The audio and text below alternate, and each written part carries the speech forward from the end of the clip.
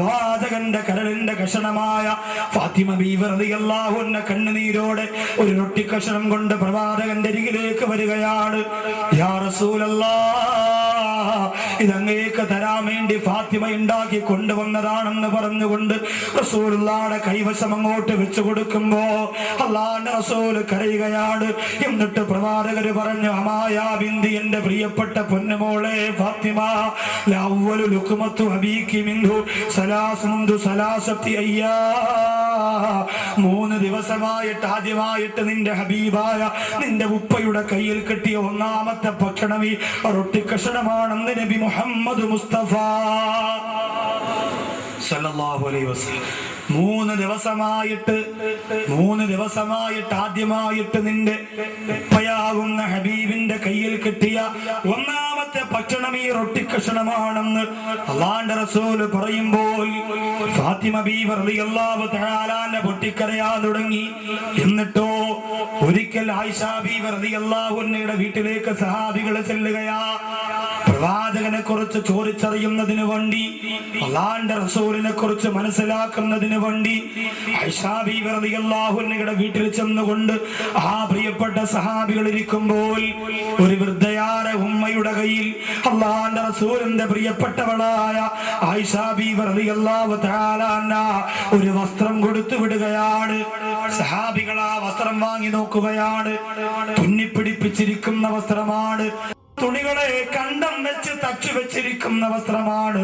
പ്രിയപ്പെട്ട സഹാബികൾ ചോദിച്ചു, ഉമ്മ ഇതാരുടെ വസ്ത്രമാണ് ഉമ്മ, ഇതെന്തിനാണ് ഞങ്ങളുടെ കയ്യിലേക്ക് തന്നതെന്ന് ചോദിച്ചപ്പോ ആയിഷ ബീവി റളിയല്ലാഹു അൻഹ കരഞ്ഞുകൊണ്ട് പറയുന്നു, തൂഫിയ റസൂലുള്ളാഹ് ബിഹാദൈനി സൗബൈൻ,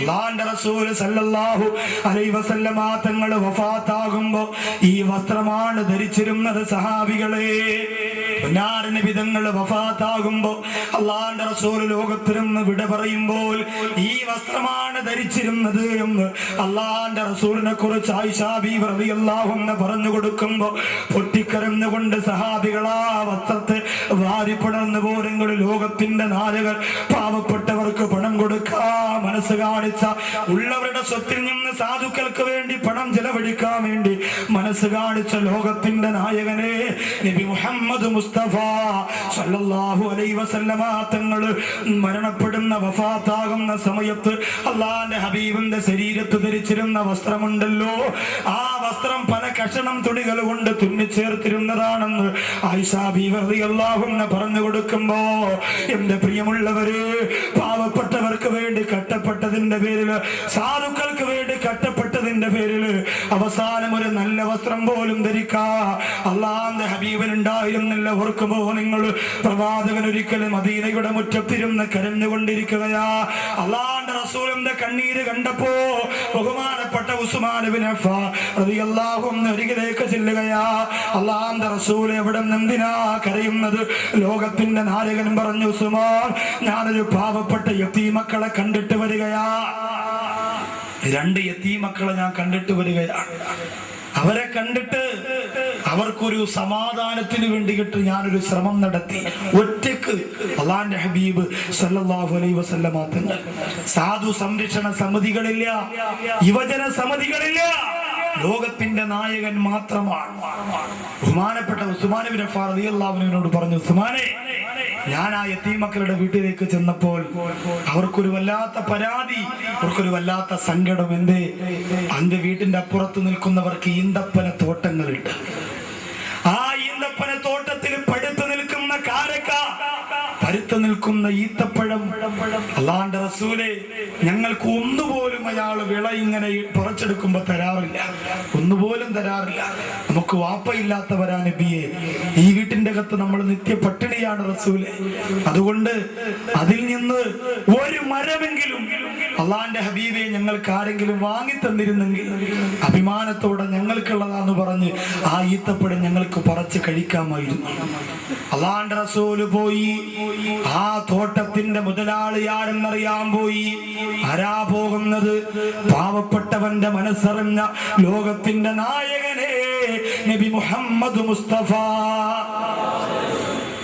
സല്ലല്ലാഹു അലൈഹി വസല്ലമ തങ്ങളാണ് സാധുക്കളുടെ മനസ്സിന്റെ നൊമ്പരം സ്വന്തം നൊമ്പരമായി AMSന്റെ പ്രിയപ്പെട്ട മക്കൾ ഏറ്റെടുക്കുന്ന പോലെ ആര് കരഞ്ഞാലും കണ്ണീര് തുടച്ചുകൊണ്ട് മദീനയുടെ മുറ്റത്തിൽ നിന്ന് പറഞ്ഞു വിട്ട പരിശുദ്ധ കണ്ണുകൾ നിറഞ്ഞു.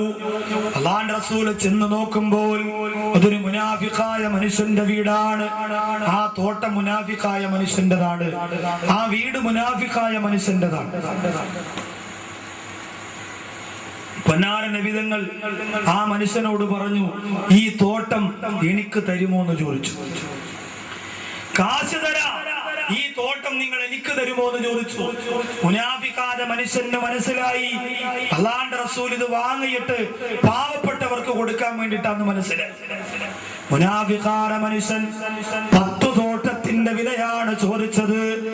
ഒരു തോട്ടത്തിന്റെ വിലക്ക്, ഒരു തോട്ടത്തിന്റെ ഈന്തപ്പനയ്ക്ക് പകരമായിട്ട് 10 ഈന്തപ്പന തോട്ടത്തിന്റെ വില ചോദിച്ചപ്പോ അല്ലാഹുവിന്റെ റസൂലിന്റെ കയ്യിൽ എവിടുന്നാ കാശ്?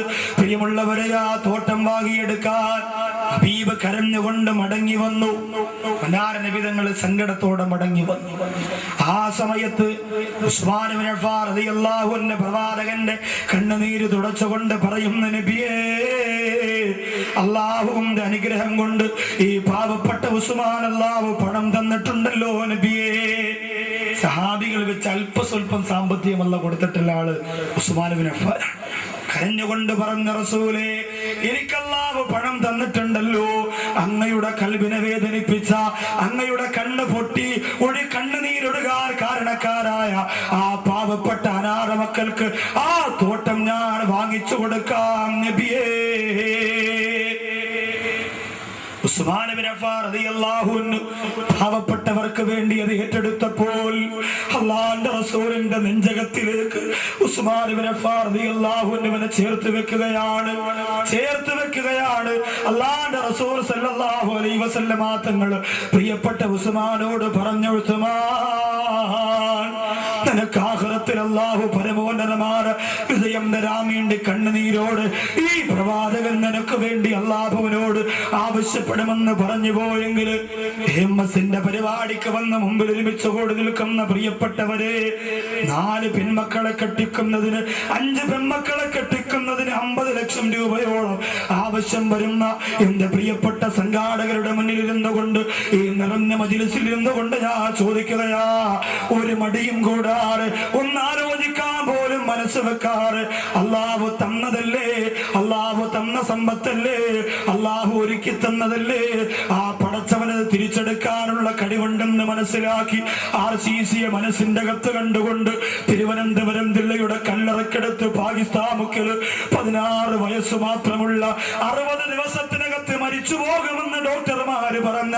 ആ പാവപ്പെട്ട പൊന്നുപോലെ മനസ്സിന്റെ അകത്ത് കരുതിയിട്ട്, അല്ലാഹുവേ, ഞങ്ങൾക്കും ഞങ്ങളുടെ കുടുംബത്തിന് അത്തരമൊരു ദുരന്തം തരല്ലേ അല്ലാ എന്ന് പറഞ്ഞുകൊണ്ട് സങ്കടത്തോടുകൂടി 25,000 രൂപ, 50 ലക്ഷം രൂപയുടെ ബഡ്ജറ്റിന് തുടക്കം കുറിച്ചുകൊണ്ട് ഒന്നും നോക്കാറ്, ഒന്നും ചിന്തിക്കാറ് 25,000 രൂപ ജൂൺ മാസത്തിൽ പാവപ്പെട്ട മക്കളുടെ, ആരും സഹായിക്കാനില്ലാത്ത മക്കളുടെ, പട്ടിണി കിടക്കുന്ന പാവപ്പെട്ട പെൺമക്കളുടെ കല്യാണത്തിന് വേണ്ടിയിട്ട് ഇറങ്ങി വരുമ്പോ അവർക്ക് ഭക്ഷണം വെച്ചു കൊടുക്കാൻ, അവർക്ക് വസ്ത്രം വാങ്ങിക്കൊടുക്കാൻ, അവർക്ക് ചെരുപ്പ് വാങ്ങിക്കൊടുക്കാൻ, അവർക്ക് ആഭരണം വാങ്ങിക്കൊടുക്കാൻ അല്ലാഹു എനിക്ക് തന്ന പണത്തിന്റെ ഒരു വിഹിതം ഞാൻ കൊടുക്കുന്നു എന്ന് പറഞ്ഞുകൊണ്ട് ആവേശത്തോടെ ഒന്നും ചിന്തിക്കാറ്, കൂട്ടുകാരനോട് ചോദിക്കാറ്, മനസ്സുകൊണ്ട് ചിന്തിച്ചിട്ട് ആദ്യമായിട്ട് എഴുന്നേൽക്കുന്ന ഒരാള് അല്ലാഹുവിന്റെ റസൂലിന്റെ മനസ്സിന് വാരി പുണർന്നുകൊണ്ട് ഉസ്മാൻ ഇബ്നു അഫ്ഫാൻ റളിയല്ലാഹു അൻഹുവിനോട് അല്ലാഹുവിന്റെ റസൂൽ പറഞ്ഞു, ഉസ്മാൻ, 2 യതീമക്കളുടെ കണ്ണീരപ്പോ ആ ഈന്തപ്പനത്തോട്ടം വാങ്ങിച്ചു കൊടുക്കാമെന്ന് പറഞ്ഞ എന്റെ പ്രിയപ്പെട്ട ഉസ്മാനെ, പരലോകത്ത് വിജയത്തിന് വേണ്ടി നിനക്ക് ഞാൻ അല്ലാഹുവോട് ആവശ്യപ്പെടുമെന്ന് പറഞ്ഞെങ്കിൽ ആ പ്രവാചകൻ ഇഷ്ടപ്പെട്ട വെള്ളിയാഴ്ച രാവിലെ 11 സലാത്ത് ചൊല്ലി കൽബ് പൊട്ടി തേങ്ങിക്കരഞ്ഞുകൊണ്ട് ഈ സലസരിന്നുകൊണ്ട് ദുആ ചെയ്യുമ്പോ ഒന്നാമത്തെ ആളാരാണ്? ഒന്നും നോക്കണ്ട, പടച്ചോനാണ് തരുന്നത്. തന്ന സ്വത്ത് മുഴുവനും ഒരു സെക്കൻഡ് കൊണ്ട് നശിപ്പിക്കാൻ പവറുള്ള, തന്നതിന്റെ 100 ഇരട്ടി തിരിച്ചു തരാനുള്ള കഴിവ് ഇന്നും രാജാതിരാജനായ റബ്ബിന്